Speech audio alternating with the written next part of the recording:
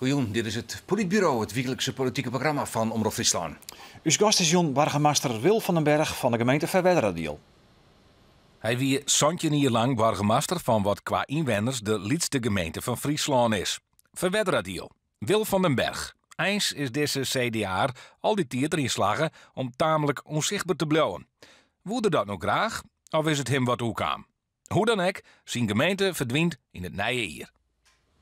Ja, welkom in het Politbureau. Wil van den Berg, burgemeester van Verwedderdeel. Een stoplicht springt op rood, een ander weer op groen. In Almelo is altijd wat te doen. Herman Vinkers heeft dat ooit eens een keer zijn. Is dat in Verwedderdeel precies hetzelfde? Hij maakt stoplichten? Ik kan u uit de droom helpen, we hebben geen stoplichten. Nee, niet hè? Nee. Dus het gaat ook niet op. Wat zie ik het een burgemeester in Verwedderdeel? Al zoontje niet lang? Het is een mooie plaats, het is een mooie gemeente op dat punt. En ik moet zeggen, ik voel me er wel op mijn plaats. Maar er gebeurt net zo vol. Dat is niet waar. Of joggen wij dat net? Nou, dat weet ik niet. Er gebeurt wel een hele hoop. Maar misschien is het niet altijd even zichtbaar, maar er is een hoop gebeurd in de afgelopen jaren. Ja. Maar toch een plattelandsgemeente, nog geen jochen toos teamwenners. Ja. Dan denk je van nou, dat is net zo druk als bij een grotere gemeente. Nee, maar ik weet wel, ik werd toen benoemd in 2001 en toen kreeg ik wel de opdracht van de commissaris om te zeggen van nou, dan moet daar wel het een en ander gebeuren. Dus uiteindelijk zei ik wel, daar zijn we ook mee begonnen samen met het college en met de gemeenteraad. We zijn zeer actief geweest. We hebben op een gegeven moment scholen hebben we nieuw gebouwd. We hebben die dorpshuizen hebben we allemaal van de grond getild. We hebben op een gegeven moment dorpsvernieuwing hebben we gedaan. Dus op allerlei terreinen hebben we veel dingen gedaan. We hebben in de kleine dorpen hebben we het een en ander gedaan, maar ook in de grote dorpen hebben we het een en ander gedaan. We hebben dat Offica-burg hebben we neergezet in Halm. We hebben uiteindelijk ook recentelijk hebben die Donia-wegproblematiek hebben we al aangepast. Heeft je een hoop geld kost, hè? Dat heeft een hoop geld heeft dat op een gegeven moment gekost, maar dat moest op een gegeven moment wel. En wat doe je als burgemeester dan? Dan geef je leiding aan dat proces. Dus dan geef je ook de wethouder de mogelijkheid om dat soort dingen voor elkaar te maken. En uiteindelijk is het ook wel zo geweest dat we dus financiering hebben gekregen, medefinanciering van de provincie, omdat ze het belang daarvan inzagen. Dus dat zijn best wel goede dingen. Ja. Kortom, er is best wel heel erg veel gebeurd in de afgelopen jaren. Er gebeurt een beetje achter de schermen misschien, behalve Sandonia weg en we daar natuurlijk. Het meest in het eigen springend wie natuurlijk Tolvilien, de hinders op de Dobbe, het Noorderleeg. Ja. Dat is jouw 15 minutes of fame, of net? Achteraf kun je dat wel zeggen, dat het inderdaad zo is, ja. En hoe heb je dat beleefd? Hoe heb ik dat beleefd? Tijdens het proces tijdens de gebeurtenis heb ik me alleen maar gefocust op de gang van zaken. Om te proberen steeds de zaken een slag voor te blijven qua besluitvorming en beleid. En dat is ook wel redelijk is dat gelukt. Maar het heeft inderdaad heel veel impact heeft het gehad. Dat zijn de 3 dagen geweest in Verwedderdeel dat ik weinig tot niet geslapen heb. Ja. Zeg je dat achteraf? Ik was een van de hechtepunten in jouw carrière. Het was een van de zaken die zich aandienen als een ramp. Hè? Want het was natuurlijk zo, de enorme belangstelling ook vanuit andere zijden. Hè? Uit het hele land, maar ook uit het buitenland vandaan. Maar uiteindelijk zeg ik wel van, omdat het redelijk goed is afgelopen. Hè? We hebben 275 paarden met elkaar toch van die Dob afgekregen. Helaas 20 paarden hebben dat toen niet gered, al in het voortraject. Is het toch wel een van de zaken geweest dat ik gezegd heb van nou, dat is toch wel een hoogtepunt geweest. Met natuurlijk met name ook een pluim op de hoed van de dames die uiteindelijk de zaken aan de kant hebben gebracht. Die hebben geholpen. Nu heb ik wel zo'n als burgemeester in het Noorderleeg. Zo'n wij eigenlijk als gemeente meer voelgem hadden. Hè? Want dat hij je net. Want dat hier je net toen. Nou, in die zin van, we hadden het probleem deed zich natuurlijk op een gegeven moment voor. Er waren natuurlijk afspraken gemaakt met betrekking tot het beweiden van vee. Hè. Voor een bepaalde datum moest men er dus uit. Voor 15 oktober was dat. En nou, dat was dus op een gegeven moment niet gedaan en toen kwam het probleem. En na die tijd, en dat is de les die we ervan geleerd hebben, hebben we dus dat systeem gekregen waarbij uiteindelijk ook via de mail de boeren en alle betrokkenen worden geïnformeerd over de waterstand in Harlingen. Over de kans die er op een gegeven moment is over het onderlopen van velden en van kwelders. En dat heeft tot nog toe steeds goed gewerkt. Dus er is geen repetitie geweest van hetgeen wat toen heeft plaatsgevonden. Jo, ben ik de man, een burgemeester, die bij naïersreden altijd goed opletten waar moest. Want je hebt een groot idee in, hè?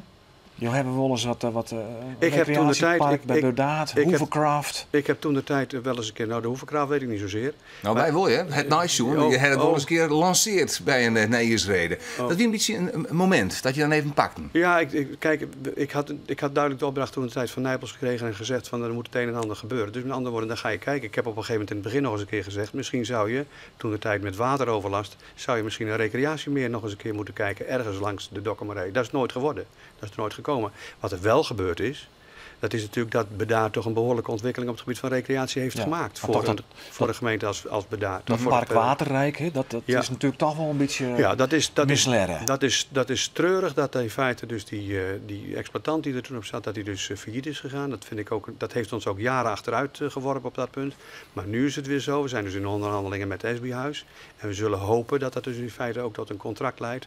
Waardoor we weer een nieuwe fase in kunnen gaan. Want die eerste fase is gelukkig bijna helemaal voltooid. En die wordt op dit moment ook al verhuurd. Ja, maar toch is het misleiding. Maar die eerste projectontwikkelaar, wat leer je daarvan als gemeente? Want het liep het wel, als gemeente niet zeker, maar projectontwikkelaars, maar vastgoedjongens vaak. Dat gaat niet goed. Je moet heel goed dus selecteren. En betekent in feite dat je heel goed moet onderzoeken wat je moet doen. En dan maar dat ging je hem dienen. Wij hebben dat inderdaad wel gedaan. En toch was dat onvoldoende. Toch achteraf was dat onvoldoende. Ja. En hebben we dat toch. Dat had anders gemoeten.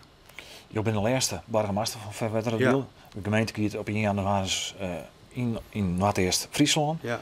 Kolmeland, Dongerdiel en Jim. Ja. Dat het ik zeer, want je wien eigenlijk helemaal het van herindeling van de gemeente. Nou, maar luister, het is op een gegeven moment heel simpel. Je kunt natuurlijk bepaalde ideeën hebben. Mijn persoonlijke idee was altijd van, laat het nou even duren. Kijk nou eerst eens even hoe die ambtelijke fusie gaat lopen. En kijk dan wat de meerwaarde is. Dat was oorspronkelijk ook het idee wat ook leefde bij de gemeenteraad en bij het college. Uiteindelijk vinden er allerlei ontwikkelingen plaats. Mensen worden ook beïnvloed, ook door de provincie die het een en ander natuurlijk in de melk te brokkelen heeft op dat punt. En uiteindelijk neemt de gemeenteraad er een besluit. Maar Hinjo Verwedderdiel dan zelfstandig worden? Ik had in feite langer willen kiezen voor de optie van een ambtelijke fusie. Zoals Dante Bedeel dat eigenlijk Zoals Dante Bedeel dat gedaan heeft. Dat was mijn persoonlijke mening. Maar uiteindelijk zeg ik van, je moet niet zeuren. Op het moment dat de raad democratisch een besluit neemt, met 11 voor en 2 tegen, dan is het uiteindelijk nog een keertje zo dat je dat maar hebt uit te voeren. Ja. En is dit een goede combinatie met Dongerdiel en Kalmeland? De sfeer onderling is erg goed. Maar je hebt ook de andere kant op, jongen. Ja, dat is ook zo. Dat hebben we ook wel gedaan. Dat is niks worden. Nee, de sfeer is op een gegeven moment erg goed wat dat betreft. En ik moet zeggen, ik heb er ook in die zin wel vertrouwen in dat het ambtelijk apparaat werkt keihard om de zaken gewoon goed tot de prestatie te leiden. Want men weet op een gegeven moment dat men in de picture staat. Men weet dat het bij herindelingen niet altijd zo is dat men bij wijze van spreken de zaken echt beter maakt. Hè. Het wordt vaak duurder. De afstand tot de burgerij wordt op een gegeven moment Daar ben je nooit benauwd voor. En dat zijn dus de dingen, dat zijn dus de bakens die je dus ziet op de vaarweg die je moet ontwijken. En waarvoor moet zorgen dat iedereen wel tevreden is. Nou, en dat zal nog een opgave zijn om dat uiteindelijk te doen. Maar jouw broer is net van enthousiast, maar het gaat om deze gemeente. Nou, ik moet zeggen, ik word in die zin wel enthousiast, omdat ik zie dat de mensen er hard aan werken. En uiteindelijk zeg ik van, het is een besluit wat genomen is en dat dient te worden uitgevoerd. En dat moeten we in de praktijk ook kijken. Ja. Maar ik hoop wel dat straks als dus de nieuwe gemeenteraad er ook zit en een nieuw college komt en een nieuwe burgemeester, dat men met volle vaart vooruit gaat om uiteindelijk de burger, want daar gaat het om, de burger beter te kunnen bedienen dan tegenwoordig. En om de problemen beter te lief te gaan. Bijvoorbeeld de krimp die in Noord-Eerst Friesland is. Kan je dat als grotere gemeente beter te lief gaan? Bijvoorbeeld maar recreatie, toerisme, baan creëren? Dat denk ik in die zin wel. Maar ik heb wel eens vaak nagedacht over dat krimpprobleem. Maar naar mijn mening zou je veel meer moeten doen met die krimpgebieden gemeenschappelijk. Dat betekent dus ook voor andere landsdelen samenwerken. En ik vind eigenlijk, want we doen best al een hele hoop op dat terrein, maar ik vind eigenlijk dat daar een bevoegdheid ligt van regering en parlement om te zeggen van misschien moeten we die gebieden een ander regime geven. Bijvoorbeeld op het gebied van de vennootschapsbelasting. Ja, daar hebben we vaker wat op met andere woorden, een lege tarief. Ga een lager tarief doen. Zorg ervoor bijvoorbeeld dat jonge mensen die dus meekomen dan, dat die wij spreken weer een soort van premieregeling krijgen. Dat ze dus daar een huis kunnen kopen. Op het moment is het zo dat in de Randstad is het hartstikke duur om daar een woning te kopen. Voor jonge mensen is het bijna onmogelijk. Biedt als krimpgebied, en dat geldt dus ook voor Zeeland tot Limburg, tot het oosten van Nederland en ook Groningen en Friesland. Kijk nou op een gegeven moment dat je daar een regime creëert waardoor het aantrekkelijk wordt om hier te komen en om hier te investeren. Ja, maar wat dat bestuurt toch nog even van Wil van den Berg. Aanses burgemeester A. Ja. Nog 2 maanden. Ja. Dat is gebeurd in Verwedderdiel. Wil je de wijnen? Op dit moment wel, ja. Ja, kan je dat volhouden zo lang? Je zit er al zo'n hier. Je wil toch wel eens naar de bewennen wereld? Nou, ik vind het wel bewoonde wereld. Dus wat dat betreft is dat helemaal geen punt. Kijk, en het is natuurlijk wel zo, als je langs Schiphol rijdt, hè, mijn vrouw heeft een hele scherpe neus. Je ruikt de kerosine als we op een gegeven moment over die A5 heen rijden. Dat ga je er zelf net. En dat heb je in Verve niet. In Friesland heb je dat überhaupt niet. Hè. Dus het leefklimaat is hier gewoon hartstikke goed. Je bloot er dus eerst zitten? Voorlopig wel. Je bent beschikbaar als waarnemer eventueel nog? Van ik heb aan de commissaris gezegd van dat ik inderdaad best wel bereid ben om bepaalde klussen op een gegeven moment op dat terrein te gaan doen. Ten slotte, ik ben nog jong, ik ben 67 jaar. Dus wat dat betreft, in mijn termijn had anders ook gelopen tot 1 augustus volgend jaar. Ja. Dus graag. Je wil er nog wel even terug. Ja. Goed, laten we eens even zien naar hoe Gerco van Beek, dus cartoonist, naar Wil van den Berg jongen het.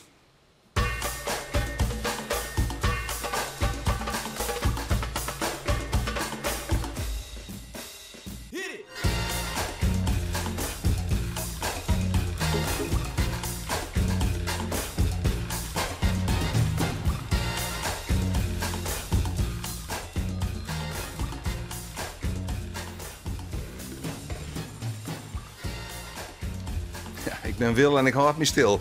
Nou, dat is nou gelukkig net. Tig dank voor je verschijning hier in het politbureau. We hopen dat je voor ons programma beschikbaar blijft. Ik zal het proberen. Ons af hier het politbureau. Bedankt voor het zien en graag ontnaaien weekend.